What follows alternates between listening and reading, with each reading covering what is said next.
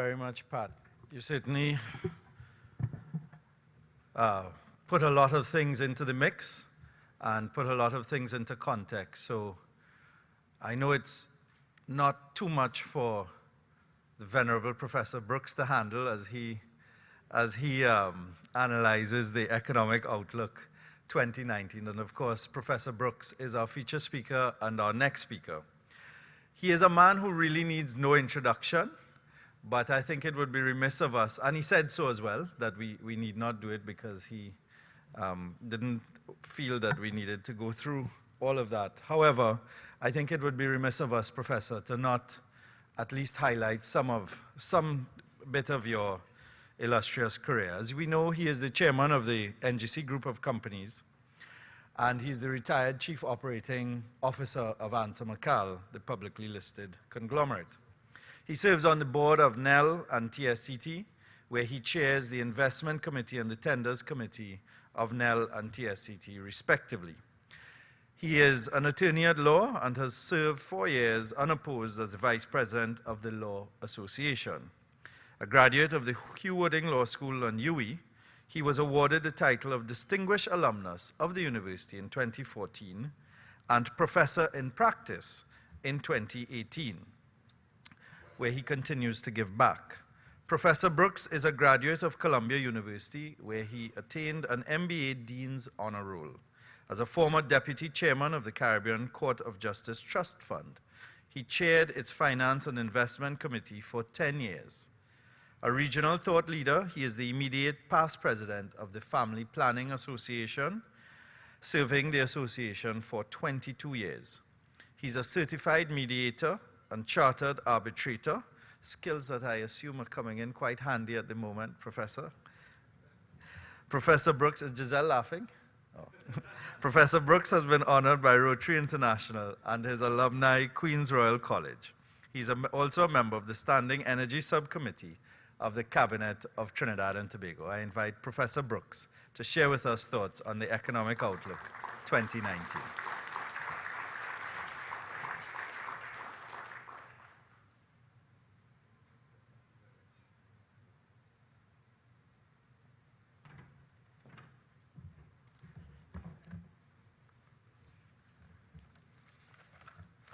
Nirad, thank you very much for that very generous introduction. President of AmCham, Mrs. Patricia Ghani, distinguished members of the Diplomatic Corps, colleague presenters Ravi Tewarie, Gavin Juffi, and Gregory Hill, Chairperson and CEO this morning, Mr. Nirad Tewarie, AmCham board members, members of the media, ladies and gentlemen, stormers if any, welcome. I am unfortunately not feeling well, so if you see me pause once or twice, it's because dizziness has overcome me. I want to start by thanking AmCham for the very kind invitation to address you and to share some perspectives on the energy sector, as well as the economic outlook for 2019. My presentation will have 4 themes. 1 will be an economic review and a look ahead. 2, an energy outlook, how we're progressing our own re-engineering in the context of the new architecture developing in the energy sector. 3, an update on NGC's strategic pursuit of its bold new future. And then 4, some concluding thoughts. And at that stage, you probably would have gotten tired of me, so I'll quietly take my leave.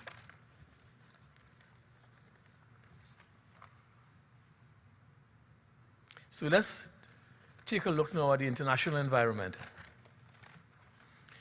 In looking at the international environment, it's important because Trinidad and Tobago does not operate myopically on its own. There are a host of global factors which are affecting us. Global growth for 2018 and 2019 remains steady, but the pace is less vigorous. And there's still the potential for upside surprises, and that potential has receded. Growth is also less balanced regionally and is more fractured.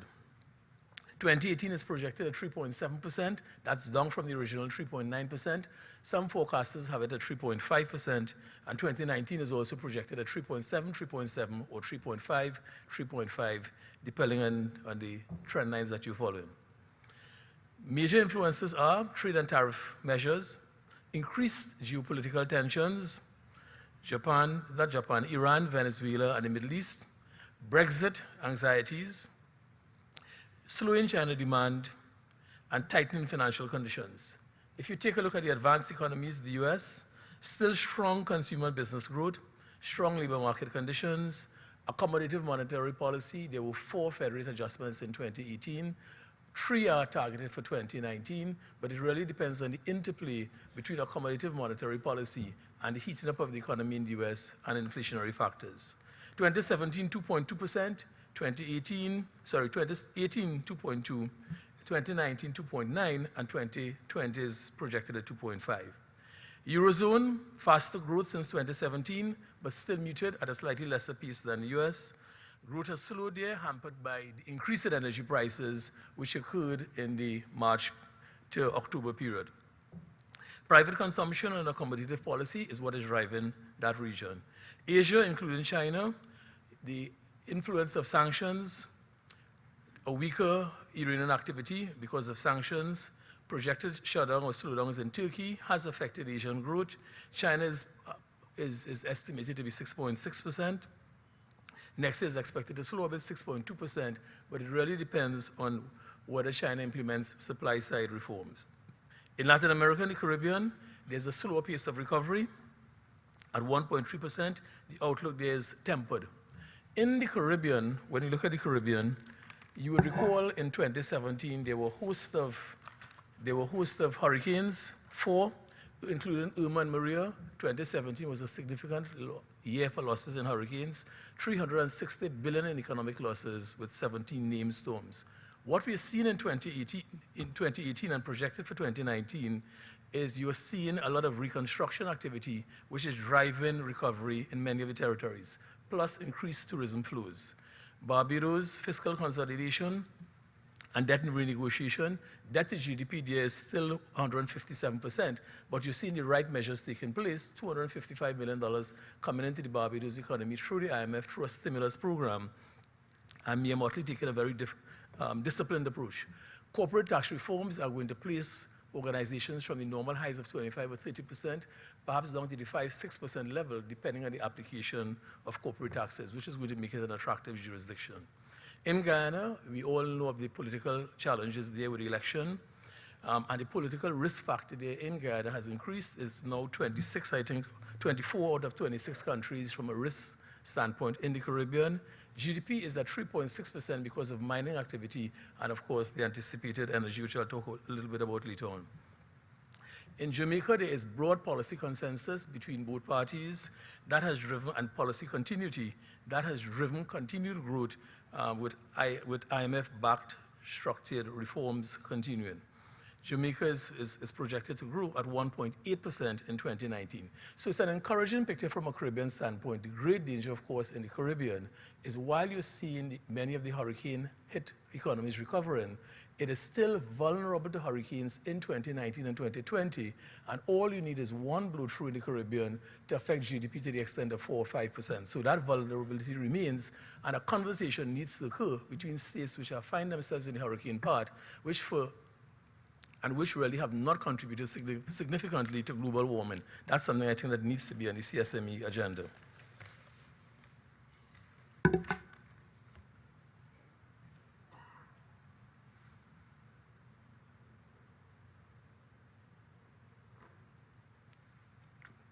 So, taking a look at Trinidad and Tobago, and these numbers are estimates because the official numbers aren't out. Real GDP is projected to grow in 2018 at 1.9%.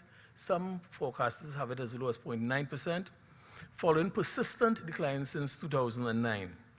Now, it's important to know that 2018 is the first year since 2009, and barring 2013, I think it was, when we have returned to growth. And one of the important things is that we have to ensure that 2019 becomes a platform for improved growth. We have got to get out of this cycle of declines. The future outlook, I think, is cautiously optimistic based on an energy-led fiscal rebound. Natural gas in 2017, 3.35. If you remember, in 2015, natural gas had begun to decline. The context is 4.2 BCF in gas. That's required locally, and from an export standpoint, we had dipped as low as 3.2, and in fact, we're heading to 3.0. A number of measures were put in place. 2017, I think we're looking at 3.35, 2018, 3.6, and 2019, that's likely to trend to about 3.8. It depends on a number of things happening. You recall things like truck, juniper, de novo, starfish. Those were fields that came on in 2017, 2018, which have assisted greatly in alleviating the problem. So we are not at the 4.2 BCF yet. We are unlikely to get to 4.2 BCF in 2019 or 2020. Well, certainly not 2019, and not likely in 2020 as well. So our economic improvement really is driven by gas-based development. It did not happen by chance. It happened because of some very forthright interventions with upstreamers, with government, with NGC. It was supported by vigorous collaborative discussion, by contract renegotiation. In some cases, government led it. In other cases, the NGC led it. And I think that has helped us to drive our supply. Another factor affecting the economy in 2018 and into 2019 is the Petrotrin oil re-engineering. And I think it's important that Petrotrin matter be focused on and that we execute it. I think government has to be commended for taking the bull by the horns. Petrotrin sits on valuable acreage. It has to get a new business model right. It has to get refinancing right. We have to get the right partner in terms of refining. And I think we have to negotiate some of the near-term contractual arrangements extremely well to be able to move the country forward. So that's going to be one of the drivers. So the recovery right now is more gas-based. We need to expand that from being gas-based to being more energy-based. In terms of ammonia production moved from 5.95 million tons to 5.4. It's projected at 5.7. I'll talk a little bit about that later on. And in terms of methanol, 4.9, receded slightly to 4.8 because most of the gas was directed to ammonia. In terms of non-energy, the non-energy sector is not expected to grow, but the rate of the decline in non-energy is expected to decline.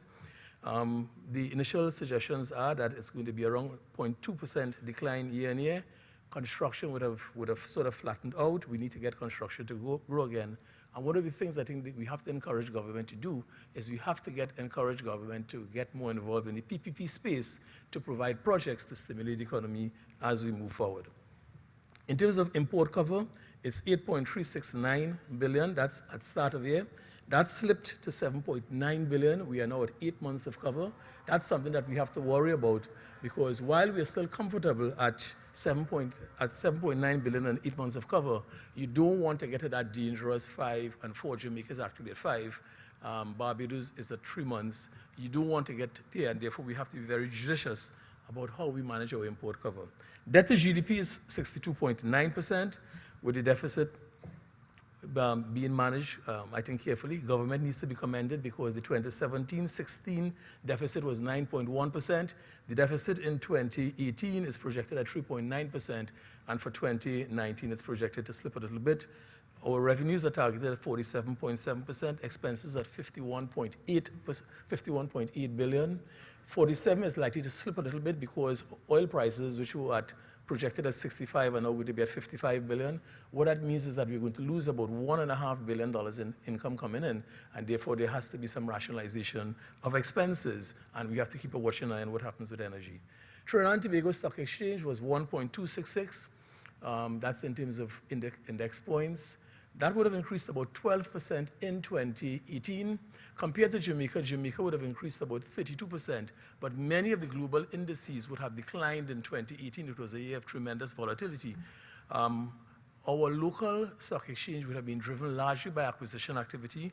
That acquisition activity would have included NCBJ, would have included Republic Financial Holdings, one of the sponsors this morning. They need to be congratulated because what you're seeing there is a bold organization, not only in Ghana, but going out to Cayman Bank and picking up opportunities in the Caribbean. So that outward momentum is something that I think has to be encouraged. So a couple takeaways. One is we have to continue to increase natural gas production as a driver of the economy, but we have to broaden that as a country because that remains vulnerable to external shocks. We also have to ensure that Heritage, Para, and Guaracara succeed. All of us have to get behind it. All of us have to support it because that's going to be critical to broaden the base of recovery. The second point is we have to maintain fiscal discipline with a focus on competitiveness and productivity, and we have to re-engineer our industrial relations climate and strengthen investor business confidence. I can't talk too much about the need to re-engineer our industrial relations climate. It is archaic. It was set in the 70s.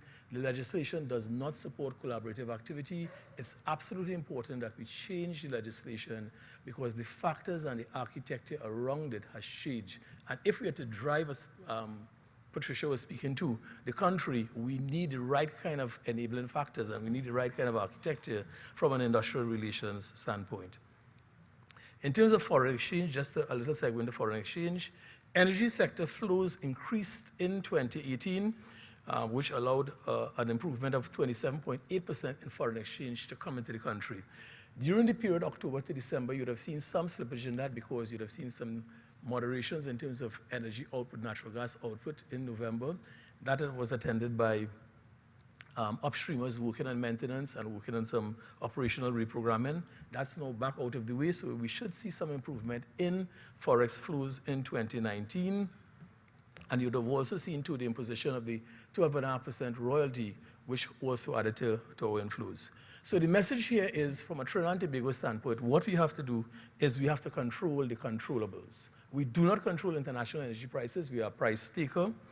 We are susceptible to Iran sanctions and US sanctions, which affect China demand, which play their way back into commodities. We do not control that. And we do not control some of the wider geopolitical matters. What we do control is we control things like gas production, we control our public sector, we control our private sector, we control our drive for exports, and those are things we control efficiencies, we control productivity, and those are things that we've absolutely got to drive.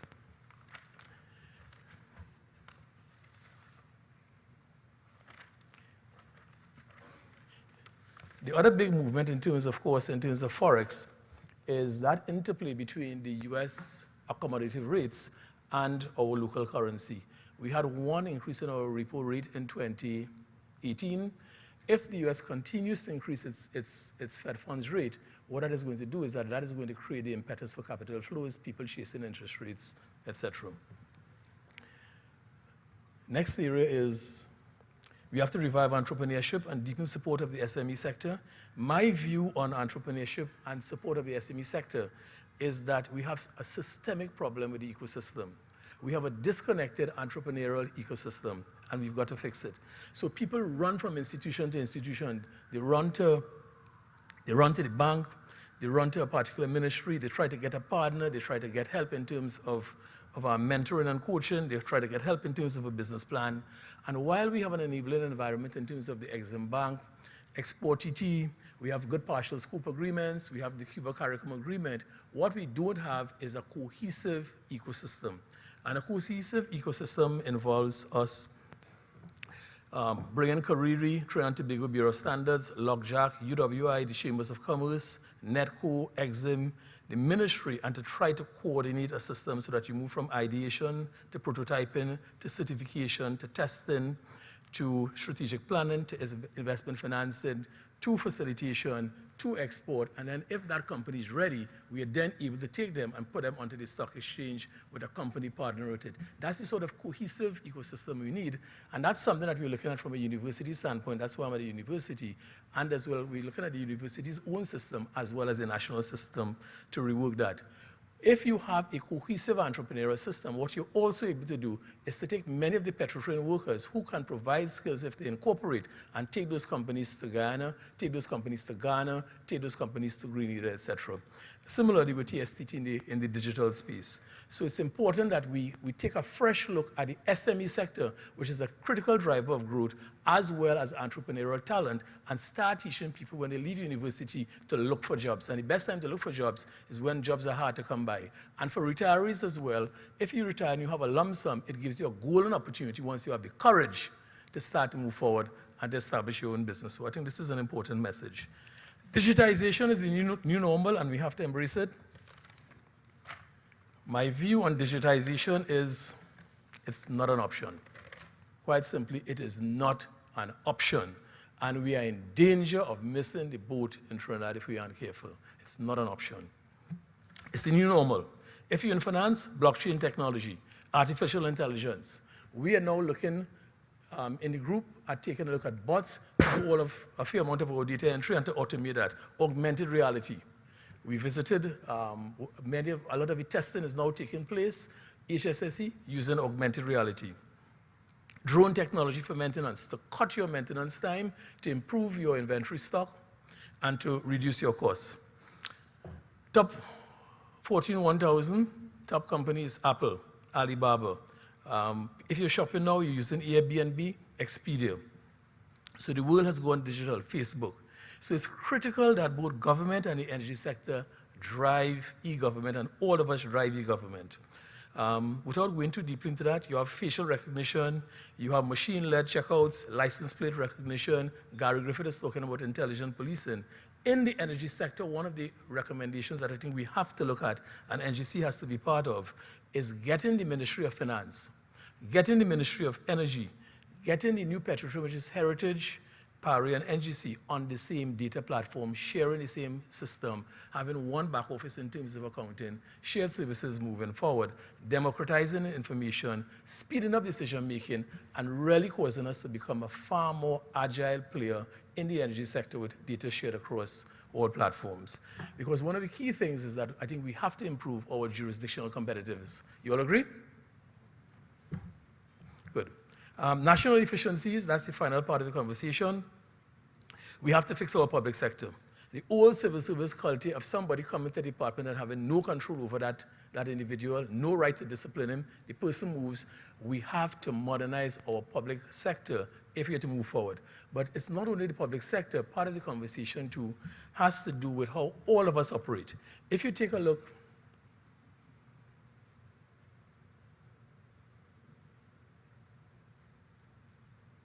yes. This is the energy efficiency. If you take a look at T&T as an example and our use of electricity, you would see that we have the second lowest cost of electricity in the region, second only to Suriname, if I'm not mistaken. But we have to ensure that we do not cause the electricity savings and the energy savings to be dissipated in wage increases without giving us continuous advantage. So we've got to rework our relationship in terms of transfers, subsidies, 20 billion being spent there. The T&T bill to NGC is $1 billion. We have the lowest cost of electricity in the region, but we cannot simply just frit it away. Just going to move on because of time. That's the digitization slide. I spoke about digitization. Let's just go now to energy outlook.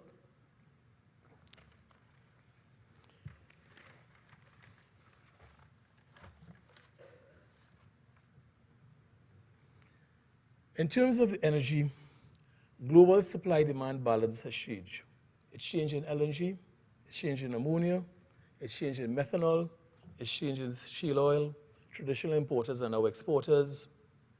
New provinces are emerging, Australia, and various other areas, Mozambique, Tanzania. Mozambique has 196 TCF of gas, Tanzania 50 TCF of gas. Geopolitics with the Trump factor, coal, China tariffs, technology-led innovations. You see imaging technology, risk profiling, predictive analytics in the sector, OBN technology. So it's revolutionizing the Permian Basin, and it's opening up new provinces. In all of this, we've got to adapt and we've got to change. You have now FSRUs, you have FPSOs, which are also changing the mode of transport, which is also changing cost dynamics in jurisdictions, which is playing out into manufacturing and other service areas. At a regional level, there are some important things that we need to watch. One is Venezuela is important to us. Venezuela is important to Trinidad and Tobago and to Trinidad and Tobago's energy mix. We have a persistent supply problem. We are solving the problem, but in our medium and long term, I think Venezuela with Laura and Manatee shared 10 TCF of gas, across the border gas with Dragon, which is 3.4 TCF, and the Marasukural Basin, that's with 14 TCF of gas, is absolutely important to us. We have signed a memorandum of understanding, we have signed a heads of agreement, and we've signed the term sheet. I think what it requires is a critical balancing of the interplay between sovereignty, the good neighbor principle, and management of our CARICOM relationships.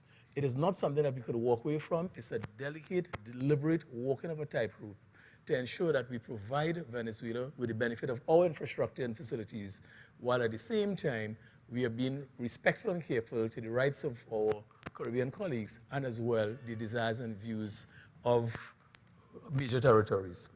In the case of Guyana, it's the 10th discovery, 500,000 barrels of oil there. Trinidad and Tobago at its peak only exported 270,000 in 1978.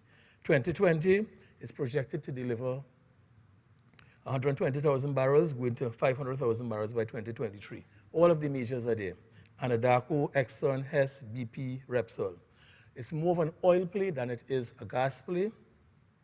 And the gas which is there is being used for reinjection. But we also, again, have to be mindful of what's happening from a political perspective. In Guyana, you have, as we know, the electoral challenge. So we have to manage that with subtlety. Our view is that Trinidad and Tobago cannot ignore Guyana. We are going to be establishing an office in Guyana in 2019. It will be the first overseas office that we'll be establishing. But we think Guyana has been described in one of the in the literature as the sweetest deep spot in the world. Guyana has been described as the sweetest deep spot in the world. So we want to deepen our approach. We want to provide infrastructure assistance. We want to provide ship-to-shore services. We want to provide logistics support. We will be collaborating with UWI, with UTT. We'll be liaising with energy services companies. We recently had a visit of a delegation from Ghana. They are interested in deepening their gas processing facility. And during that visit, we went out to several local companies to offer services. I don't want to call the names of them, but that is consistent with our approach. When we go to a territory, it is not only the NGC going, but it is the NGC going in partnership with a host of local companies. That will include UTT, it will include UWI for local content and for academic purposes, but it will also include local companies that have real capability and demonstrated capability over the last 25 and 30 years. Agree? Agree? Oh, that's something there. I'm the one that's feeling well, you know. In the case of GPG and Grenada, so we will be opening an office in Guyana in 2019. That's an important move for us. The entire NGC platform will go in.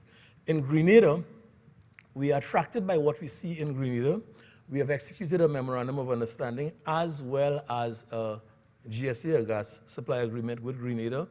We should be doing appraisal well drilling in 2019. That should we are doing appraisal well drilling in 2019. And that will tell us what the prospects are more firmly, and then allow that gas to flow back into Trinidad and Tobago, which will give Grenada income, which will also give us content and leverage our facilities, which have been fairly substantially depreciated. So in terms of the region, what we see going forward is not Trinidad and Tobago. We see Trinidad and Tobago participating regionally with territories, using our facilities, using our intelligence, using our capability, using our infrastructure, using our access to market to leverage that for the benefit of territories, but also for the benefit of Trinidad and Tobago. And I certainly was very encouraged by the conversation that Prime Minister Holness, Prime Minister Motley, and Prime Minister Rowley had in Trinidad and Tobago a couple of weeks ago, when they spoke about a new kind of Caribbean diplomacy and a new kind of Caribbean compact in the context of CSME, with people traveling, reduced work permits, and greater collaboration. That is exactly what we need as we move forward.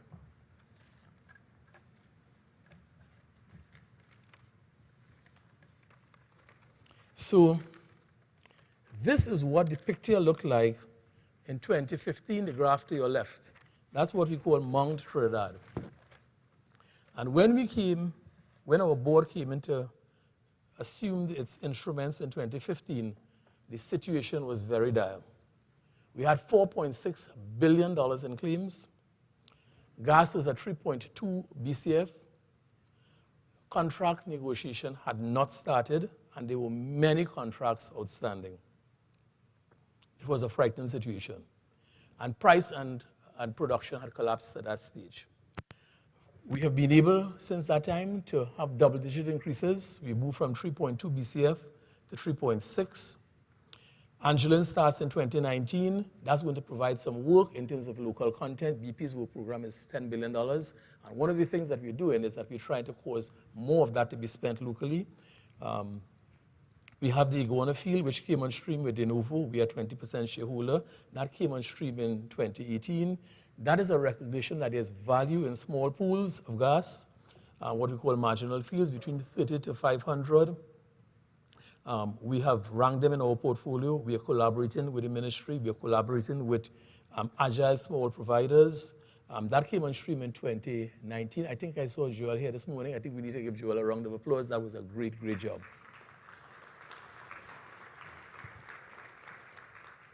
And what makes that attractive is that if it can serve as precedent where we can use adjacent infrastructure, where we could work with the ministry from a relinquishment standpoint and bring that gas into our production, it certainly is going to be one of the mechanisms that we want to use to assist us in providing supply certainty. As we look forward, we're working right now on the Shell GSA.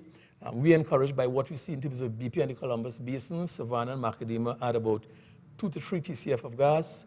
Dolphin and as well Starfish restarted in 2018. It's one of the areas that we were very focused on with Shell. That came into production in 2018 and will give us 100 plus million scuffs of gas.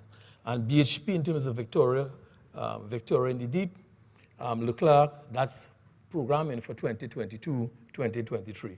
So we've seen a double-digit pickup in production, taking us to 3.6 plus. We're hoping to get to 3.8, 3.9 by 2020. The energy sector would have expanded by plus 8% in 2018, and we're targeting perhaps just about 9% in 2019. What that means is that the economy is going to continue to pick up because one of the objectives is we have got to get back to growth, and then we've got to maintain a consistent, persistent platform for growth. Negotiations have been completed with EOG, BP, CNC, N2000, and Nutrien. And I just want you all to recognize the NGC team because they are working very hard.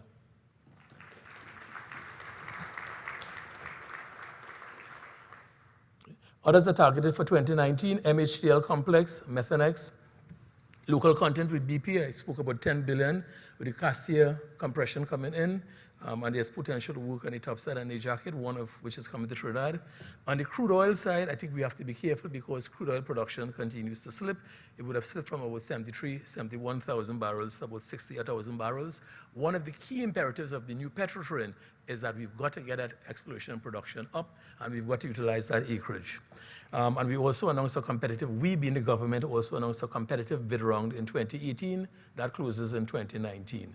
The empowered negotiation team is hard at work on some sensitive and some tough issues around Train 1, which expires this year, as well as around things like transfer pricing and going back to LNG contracts in which were completed and on which payments, some potential review of payments is occurring. I want to be very careful not to go too far on that. So that's actually taking place as we speak. Quick look at some selected energy prices.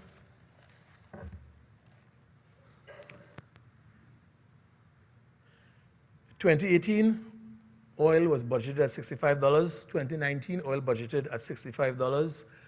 If you take a look at the January forecast and the January price of oil, it's averaging about $52. Gas is averaging about $3.41. The projections for whole year for 2019 are that oil is probably going to be closer to the $55 range.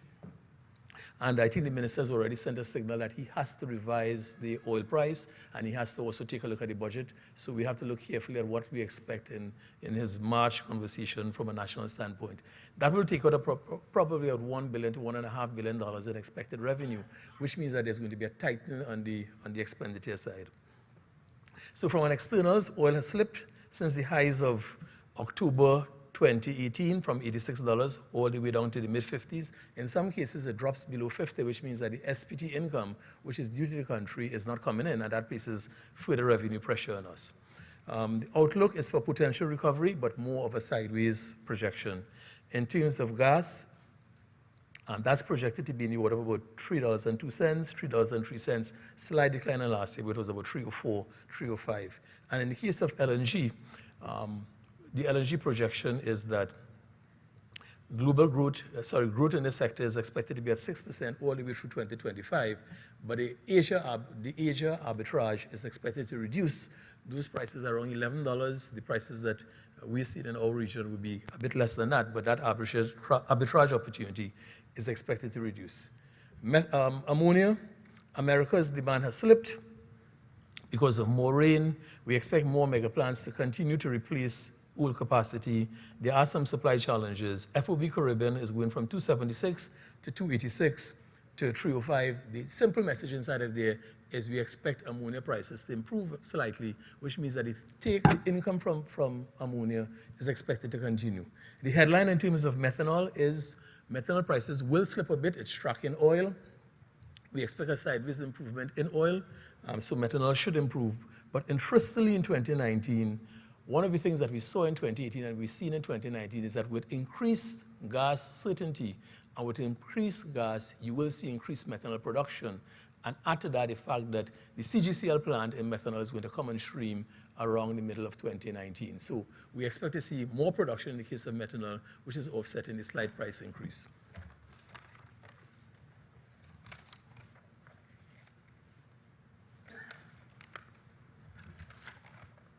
And just see quickly.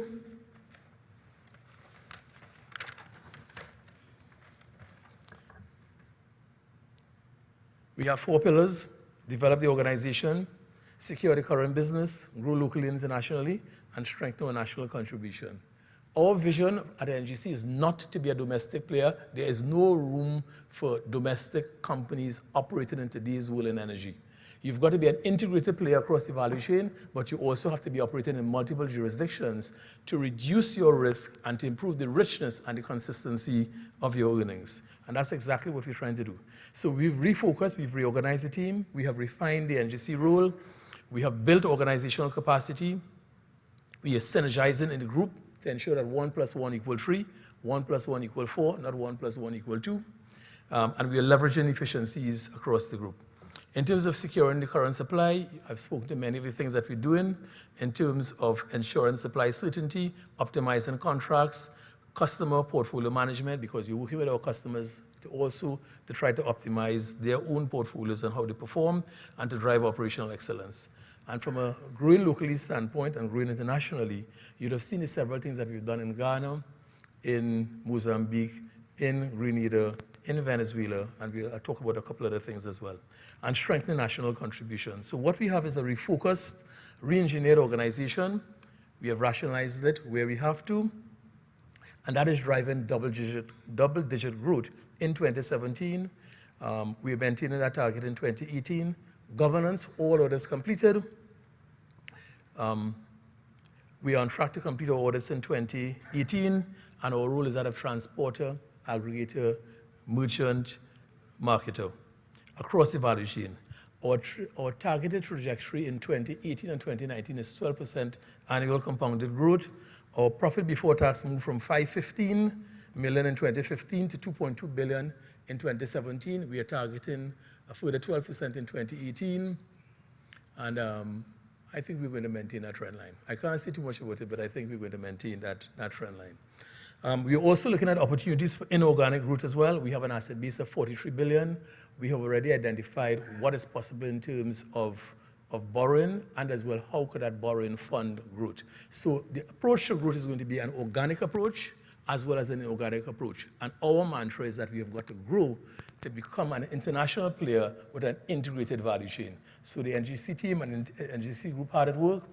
Every company in the group has been able to deliver to date and is on track for double-digit improvement in profitability. So we are ruthlessly focused on profitability, ruthlessly focused on value add, because our job is to support Trinidad and Tobago. That's our job. And we are not spending time on recreation parks, on playgrounds, on fed tickets, and on water. Our business is to focus on gas and gas-based development. You agree?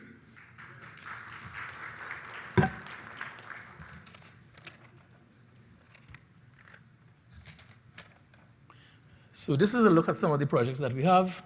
It's a whole menu of projects from a foreign direct, from an FDI standpoint. They range from LPG-based petrochemicals, melamine. We are looking at aluminum sheets, wire rods, and cable plants. Many of these plants are many of these projects are execution ready, so we're in the final stages and we should be making 1 or 2 announcements very shortly. Solar manufacturing, 2 renewables projects with the ministry that we feel are at a stage sufficiently advanced where we could execute agreements, but we're working in the context of the expressions of interest and the process that the ministry has. So that's pretty advanced.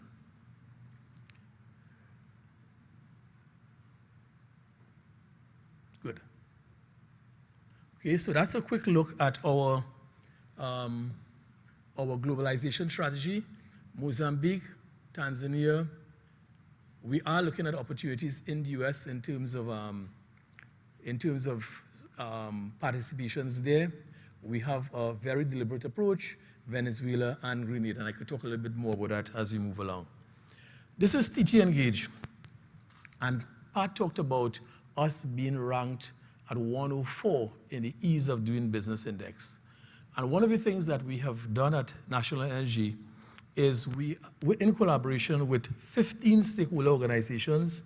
Those 15 stakeholder organizations include Town and Country, they include regional corporations, they include the Ministry of Trade, they include the T&Tech, they include Ministry of Energy, they include the Free Zones Company, ETEC, WASA, National Energy, anybody who has anything to do with approval, permitting, facilitation of business. When you come to Trinidad and Tobago, what we're looking to do is that we're looking to establish a portal where, through TT Engage, where you come to National Energy, we act as a one-stop shop and we facilitate that. We are following a model called the Sri Lanka model and other models because when you come to Trinidad and Tobago, you want to do business, we are competing with other territories to win business. We are competing with other territories. Investors have choices. And we have to be very deliberate, we have to be welcoming, but we also have to be discerning, do our calculations to ensure that those projects make sense for us and they have the right synergistic value across the chain. And so that is what TT Engage is about. We are working with 15 institutions now to put together that portal so that you don't have to go to 15 different places. You don't spend 4 and 6 months running around to get permits and to do follow-ups. On our portal, we acting as the facilitator because we no longer have the advantage of the cheapest gas. If we no longer have the advantage of the cheapest gas, then what we have to offer is install capacity, adjacency, thoughtfulness, value add in terms of intellect, and value add in the basis of experience. So that's what we're seeking to do with TT Engage. It's a project that we're working on. We have the full cooperation of the 15 stakeholders, and we expect to be able to make some announcements and to bring that to fruition in 2019, around the middle of the year, July, August. Vernon, Dr. Vernon Prasad, Dr. Vernon Paltu is leading that exercise. I want you all to give Vernon a round of applause so that he understands he had to work hard. We are also working on the Super ESCO model, and I'll talk about that. That is how we cause our companies to take advantage of CNG, to take advantage of energy, and to convert that to competitive advantage. Just quickly, as I wrap up,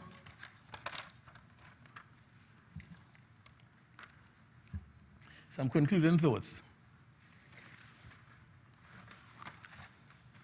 We have to improve jurisdictional competitiveness. We have to improve jurisdictional competitiveness. We have to work to lower our costs. Silicon Valley has been able to do that with some Imagineering, and the shale gas in the US have been able to do that. So we have to ruthlessly look across the value chain and see how do we take costs out of our business. Digitization is one opportunity. Working collaboratively is another. Looking at value chain analysis is also another area. Contracting and procurement, that's an area that we focus on as we move forward. There's a new architecture, and therefore the contracts that we execute has to change both upstream and downstream, and we're working through that process now. And it will probably have to continue to change because while we provide a gas supply certainty to 2022, 2023, we have to work now, long before 2022, 2023, to ensure that we provide certainty into 2030 and beyond. We spoke about digitization, internationalization of our business. I've made the point that this is not a local business, and many of our businesses aren't local. And we have to be bold from an entrepreneurial standpoint to make the first steps. Harco has done it.